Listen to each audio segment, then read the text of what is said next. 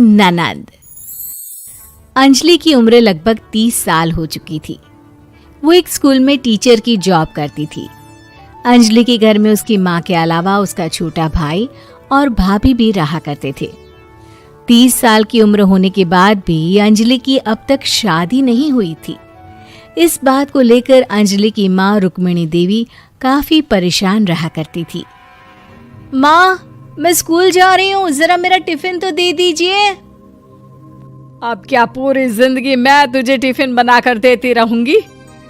अरे कुछ सोचा भी अपने बारे में या बस ऐसे ही? क्या माँ, सुबह सुबह फिर वही बातें लेकर बैठ गई। माँ गलत क्या कह रही है अंजलि दीदी? इतनी उम्र हो चुकी है आपकी, माँ कब तक आपकी सेवा करती रहेंगी? भाभी, मैंने माँ को कब कहा कि मेरी सेवा करो? वैसे भी अपना टिफिन मैं खुद तैयार कर लेती हूँ, बस टेबल से उठाकर देने को ही तो कहा था। वैसे अंजलि दीदी, देखा जाए तो टिफिन उठाकर देने की उम्र तो आपकी है। आपका अपना घर परिवार बच्चे होते तो ये जिम्मेदारी आज आप पूरी कर रही होती। एक बात मेरी समझ में नहीं आती, अगर मेरी शादी नहीं हुई तो इसमें मेरी क्या गलती है और तुम सब लोग मेरे पीछे क्यों पड़े रहते हो? अरे कुछ कहना क्या पीछे पड़े रहना होता है? अपने छोटे भाई को देख, तुझसे 3 साल छोटा है लेकिन 2 बच्चे खेल रहे हैं आंगन में। मुझे आप लोगों की कोई बात नहीं सुननी, जा रही हूं मैं। और आप में से किसी को मेरा कोई काम करने की जरूरत नहीं है, मैं खुद संभाल लूंगी। इतना कहकर अंजलि वहां से चली जाती है। शाम को जब अंजलि अपने स्कूल से लौटकर घर वापस आती है तो उसने देखा कि पड़ोस वाली निर्मला चाची वहां पर बैठी हुई थी। क्या बात है अंजलि बिटिया, नौकरी करके वापस आ गई? जी चाची जी, कैसी हैं आप? मैं तो ठीक हूँ बेटा, तुम बताओ शादी के बारे में कुछ सोचा या नहीं? अरे रहने दीजिए ना, इससे तो शादी की बात करना ही बेकार है। कुछ भी कहो तो गुस्सा करती है, बात बात पर आंखें दिखाती है। माँ, आप ऐसा क्यों कह रही हैं? मैंने कब आप पर गुस्सा किया? अरे अंजलि बेटा, तुम्हारी माँ ठीक ही तो कहती है। 30 की होने आई हो, अब तुम्हें भी शादी वादी कर लेनी चाहिए। चाची जी, आप तो ऐसे कह रही हैं जैसे शादी करने से मैंने मना किया हो। रहने दीजिए निर्मला चाची, हमारी अंजलि दीदी को अभी तक उनकी पसंद का दूल्हा नहीं मिला ना, इसीलिए वो शादी नहीं कर रही। भाभी, ऐसी कोई बात नहीं है। अरे तो फिर क्या बात है? तुम्हारी माँ ने तुम्हारे लिए इतने रिश्ते ढूंढे लेकिन तुम्हें कोई पसंद ही नहीं आता। क्या है ना चाची जी, हमारी ननद रानी नौकरी जो करती है, ऐसे ही थोड़ी ना किसी को पसंद कर लेंगी। अरे भाई, नौकरी का घमंड है तो बात अलग है, कोई और बात हो तो बताओ, कोई रास्ता निकाला जाए। नहीं चाची जी, कोई बात नहीं है, बस मुझे अभी तक अपनी पसंद का कोई मिला नहीं है। सुन लिया आपने, इस लड़की के तो पर निकल आए हैं और इतनी उम्र में अपनी पसंद का कोई मिलेगा भी नहीं इसे। माँ, आप मेरी शादी को लेकर हमेशा मुझे ताने क्यों मारती रहती हैं? अपनी माँ की बातें तो ताने लगती है। ताने हैं? बताओ, मैंने कुछ गलत कहा क्या? देखो, ये सब छोड़ो, मेरी दूर की बुआ का बेटा है, उसकी अभी शादी नहीं हुई है, उम्र होगी कोई 34-35 साल। आप कहें तो बात आगे बढ़ाऊं? अरे हाँ, क्यों नहीं, ये भी कोई पूछने की बात है। अरे जल्दी से लड़के को यहाँ बुला लो। माँ, आप मुझसे पूछे बिना मेरी शादी की बात करने जा रही हैं और मेरी उम्र 30 भी पूरी नहीं हुई है।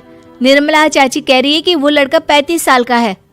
अंजलि दीदी, आपको क्या लगता है इस उम्र में कोई फिल्म का हीरो आएगा आपके लिए? देखिए, अब पसंद और नापसंद की बात तो रहने दीजिए, पसंद करने की उम्र तो आपकी निकल चुकी। अब तो जो भी मिले उसी से शादी कर लीजिए, इसी में भलाई है। तेरी भाभी बिल्कुल ठीक कह रही है। अब जैसा रिश्ता मिले उसके लिए हाँ कर देना, ताकि हम भी गंगा नहाए। ठीक है, चलिए मैं उस लड़के को कहती हूँ, वो कल ही अंजलि को देखने आ जाएगा।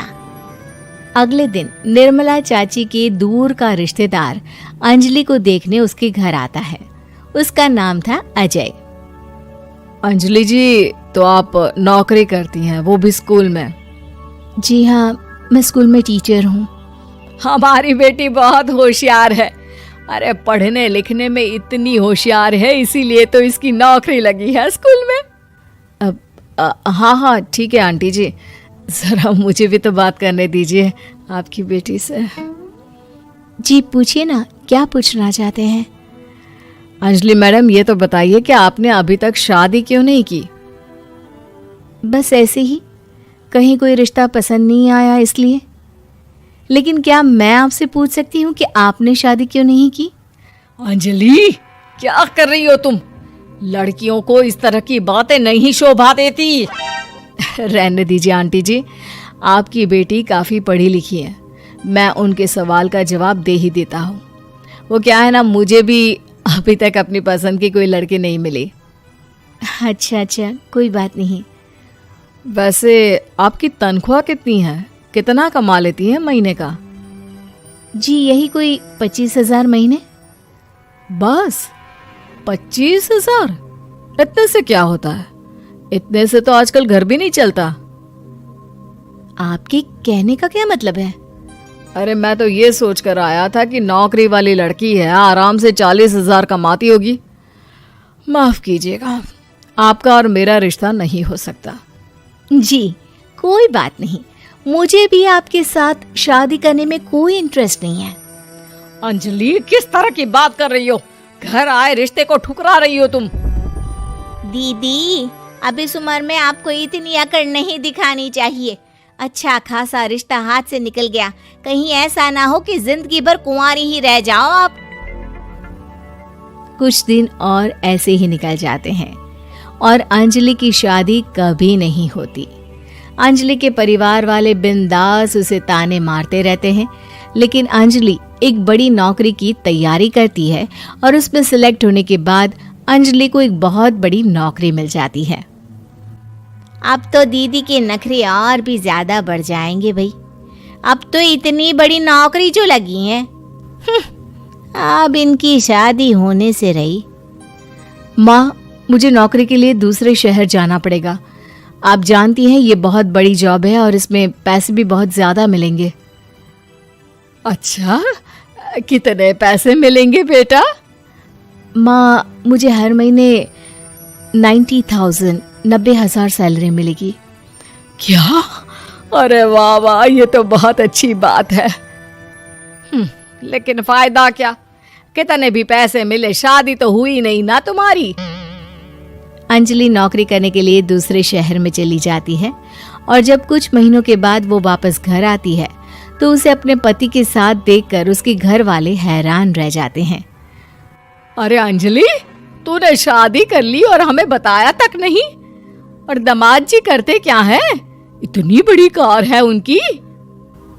माँ, मैं आपको सब कुछ बताना चाहती थी, लेकिन आप सबके ताने सुनकर बहुत दुखी हो गई थी और इसीलिए मैंने अपनी पसंद से शादी कर ली। मेरे पति मेरे साथ ही ऑफिस में नौकरी करते हैं और बहुत बड़े अफसर हैं। और एक बात बताऊं माँ, आज मैं बहुत खुश हूँ।